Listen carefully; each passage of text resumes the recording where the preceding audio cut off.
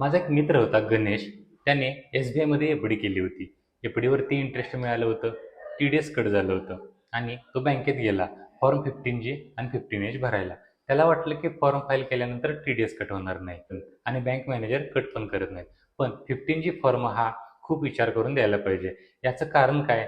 तर 15G आहे तो तेव्हाच व्हॅलिड होतो जर तुमचे इन्कम बेसिक एक्झामची लिमिट जसं यावर्षी न्यू टॅक्स लॅब रिजिमनुसार 4 लाख आहे, तर तुम्ही फॉर्म 15G भरू शकता. तुमचा टॅक्स 0 पण येऊ दे, पण तुमचा इंटरेस्ट 4 लाखपेक्षा जास्त आहे, तर तुम्ही फॉर्म 15G फाईल करू शकत नाही.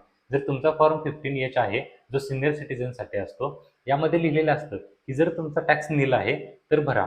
त्यामध्ये एक्झम्पशन लिमिटची काही कंडिशन नसते.